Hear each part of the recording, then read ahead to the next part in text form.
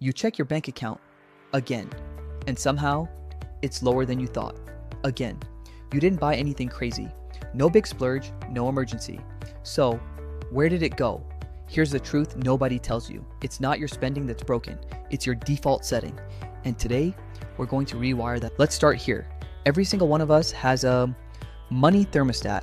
Just like a thermostat keeps your room at a set temperature, your brain keeps your bank account at a set comfort level. Get a raise? Spending creeps up.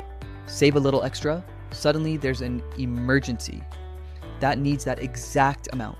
That comfort zone, it was built before you even knew what a bank account was.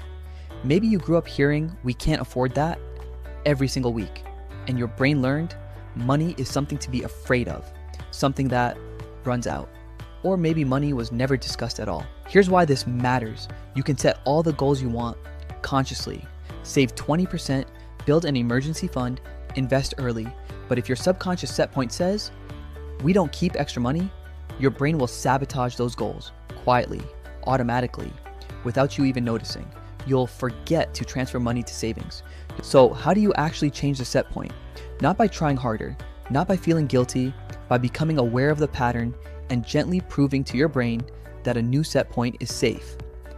Here's how that works in practice. Step 1. Notice the pattern without judgment.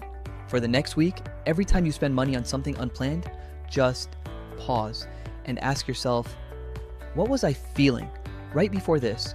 Bored, anxious, excited, even proud? You're not trying to stop the behavior yet.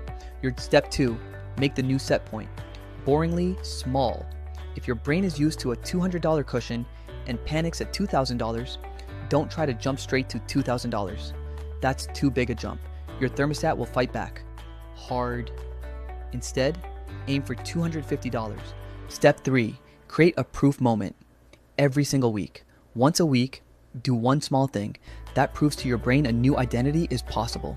Move $20 into savings and don't touch it. Skip one small purchase and actually notice how it felt. Was it really that hard? These tiny moments matter more than big ones. Here's what's wild. None of this requires more income. None of this requires a perfect budget spreadsheet. None of this requires willpower you don't have. It just requires shifting from fighting your brain to slowly retraining it. So here's your challenge this week. Notice one moment where you spent without thinking and just ask yourself, what were you feeling? That's it. That's the whole assignment.